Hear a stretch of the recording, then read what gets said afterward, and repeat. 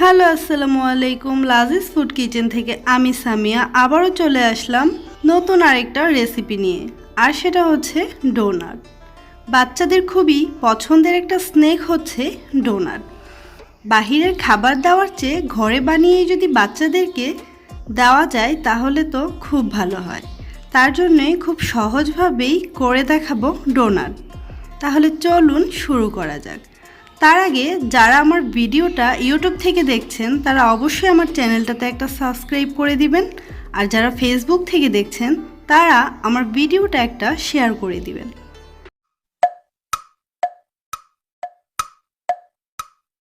Donut বানানোর জন্য প্রথমেই আমি নিয়ে নিচ্ছি 1.5 কাপ ময়দা।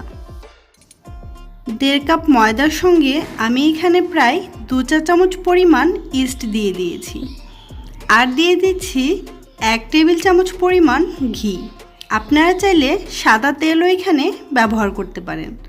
আর দিয়ে দিলাম পরিমাণ মতো লবণ, আর দিয়ে দিলাম 1 চা চামচ চিনি। এখন সবগুলো উপকরণ খুব ভালো করে মিশিয়ে নিতে হবে। এটা খুব ভালো করে মিশিয়ে নিতে হবে।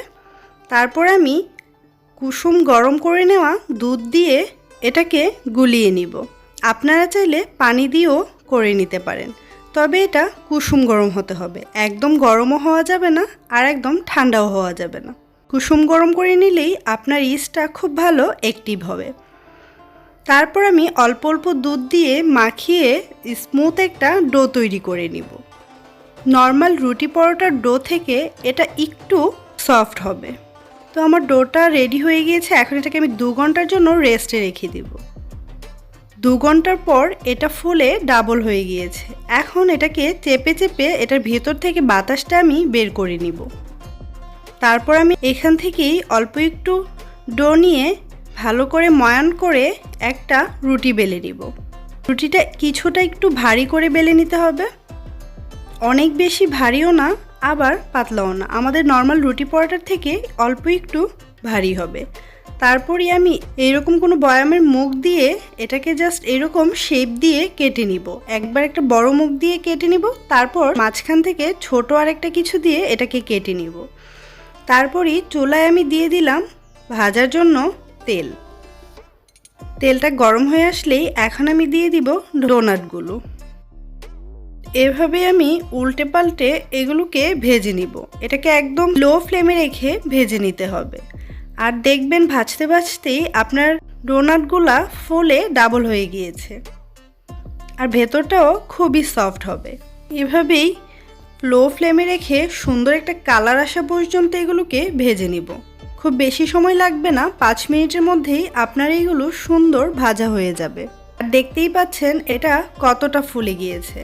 তো আমার ডোনাটগুলা ভাজা হয়ে গিয়েছে। এখন এগুলোকে আমি তুলে নিব। এভাবেই সবগুলো ডোনাট আমি ভেজে নিব। এখন আমি চকলেট সিরাপ দিয়ে ডেকোরেশন করে নিব।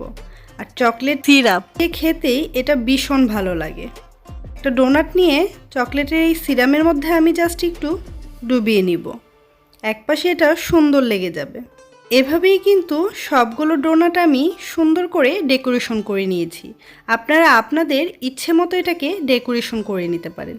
তো দেখতেই পেলেন খুব সহজভাবেই কিভাবে ঘরেই মজাদার ডোনাট বানানো যায়।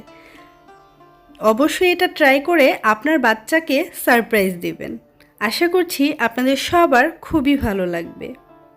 ধন্যবাদ।